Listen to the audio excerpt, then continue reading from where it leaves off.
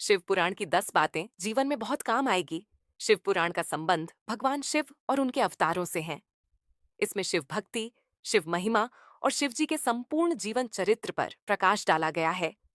साथ ही इसमें ज्ञान, मोक्ष, व्रत, तप, जप आदि के फल की महिमा का वर्णन भी मिलता है।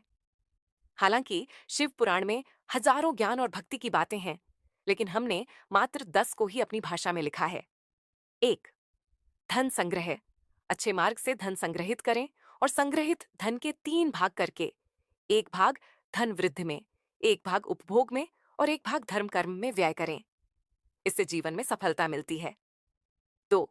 क्रोध का त्याग। क्रोध कभी नहीं करना चाहिए और न ही क्रोध उत्पन्न करने वाले वचन बोलने चाहिए। क्रोध से विवेक नष्ट हो जाता है और विवेक के नष्ट होने से जीवन में कई संकट खड़े हो जाते हैं। 3. भोजन का त्याग। शिवरात्रि व्रत करने से व्यक्ति को भोग एवं मोक्ष दोनों ही प्राप्त होते हैं और महान पुण्य की प्राप्ति होती है। पुण्य कर्मों से भाग्य उदय होता है और व्यक्ति सुख पाता है। 4. संध्या काल। सूर्यास्त से दिनस्त तक का समय भगवान शिव का समय होता है, जबकि वे अपने तीसरे नेत्र से त्रिलोक्य, तीनों लोक को देख रहे होते हैं और वे अपने नंदी गणों के साथ भ्रमण कर रहे होते हैं।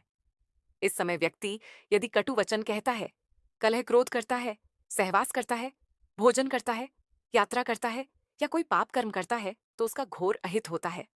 5. सत्य बोलना।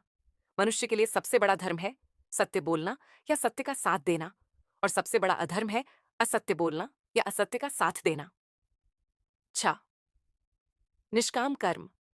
कोई भी कार्य या कर्म करते वक्त व्यक्ति को खुद का साक्षी या गवाह बनना चाहिए कि वह क्या कर रहा है। अच्छा या बुरा सभी के लिए वही खुद जिम्मेदार होता है।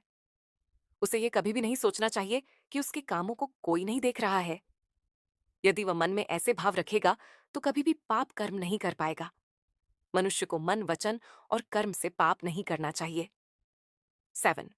अनावश्यक इच्छाओं का त्याग। मनुष्य की इच्छाओं से बड़ा कोई दुख नहीं होता। मनुष्य इच्छाओं के जाल में फंस जाता है तो अपना जीवन नष्ट कर लेता है।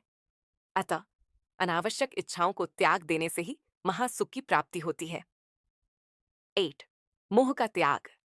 संसार में प्रत्येक मनुष्य को किसी न किसी वस्तु, व्यक्ति या परिस्थिति से आसक्ति या मोह हो सकती है। यह आसक्ति या लगाव ही हमारे दुख और असफलता का कारण होता है। निर्मोही रहकर निष्काम कर्म करने से आनंद और सफलता की प्राप्ति होती है। 9. सकारात्मक कल्पना। भगवान शिव कहते हैं कि कल्पना ज्ञान से महत्वपूर्ण है। हम जैसी कल्पना और